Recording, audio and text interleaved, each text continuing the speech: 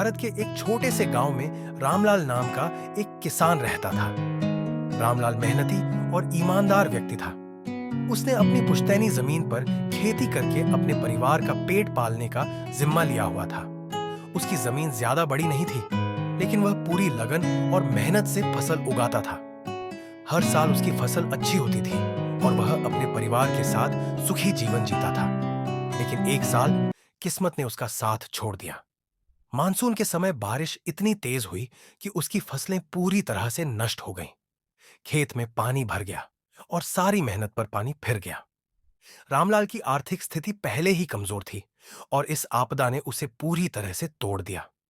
रामलाल ने कर्ज लेकर बीज और खाद खरीदे थे। अब उसके पास न तो पैसे थे, न ही बीज, और ऊपर से साहूकार का कर्ज चुकाने का दबाव था। उसके गांव के लोग भी उसकी मदद करने की स्थिति में नहीं थे, क्योंकि बाढ़ ने पूरे गांव को प्रभावित किया था। रामलाल के पास दो विकल्प थे।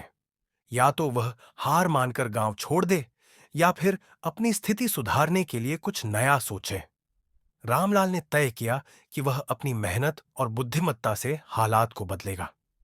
रामलाल ने सबसे पहले अपने खेत की मिट्टी की स्थिति को समझने का फैसला किया। उसने गांव के बड़े बुजुर्गों और कृषि विशेषज्ञों से सलाह ली। उन्होंने उसे बताया कि बाढ़ के कारण मिट्टी की उर्वरता कम हो गई है। अगर वह बिना तैयारी के फसल बोएगा तो उसकी मेहनत फिर बेकार जाएगी। रामलाल ने खेत की मिट्टी को पुनर्जीवित करने के लिए जैविक खाद का उपयोग करने का फैसला किया। उसने अपने मवेशियों के गोबर और गांव में मिलने वाले अन्य जैविक पदार्थों से खाद तैयार की। इसके साथ ही उसने अपनी पत्नी और बच्चों की मदद से खेत की सफाई शुरू की। बाढ़ से जमा कचरे और गंदगी को हटाने में उन्हें महीनों लग गए। रामलाल ने सोचा कि अगर वह पुरानी तकनीकों पर ही निर्भर रहेगा तो शायद उसे ज्यादा लाभ न हो। उसने कृषि विभाग द्वारा आयोजित एक शिविर में हिस्सा लिया। वहां उसने सीखा कि कैसे कम पानी वाली फसलें उगाई जा सकती हैं और नई तकनीकों का उपयोग किया जा सकता है। वहां के विशेषज्ञों ने उसे मल्टी क्रॉपिंग, एक ही खेत में कई फसलें उगाने, और ड्रिप इरिगेशन के बारे में बताया।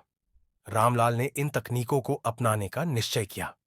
उसने अपनी बची हुई जमीन पर चावल और दाल जैसी फसलें उगाने की योजना बनाई, जो कम लागत में अच्छी पैदावार दे सकती थी।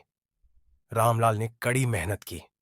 उसने हर सुबह सूरज निकलने से पहले खेत में काम करना शुरू कर दिया और देर रात तक काम करता रहा। उसने अपने बच्चों को भी पढ़ाई के बाद छोटे छोटे कामों में मदद करने के लिए प्रोत्साहित किया। धीरे धीरे उसकी फसलें बढ़ने लगीं। जैविक खाद और नई तकनीकों की वजह से उसकी फसलें अच्छी गुणवत्ता वाली थीं। जब पहली फसल तैयार हुई तो उसे अच्छे दामों में बेचने का मौका मिला।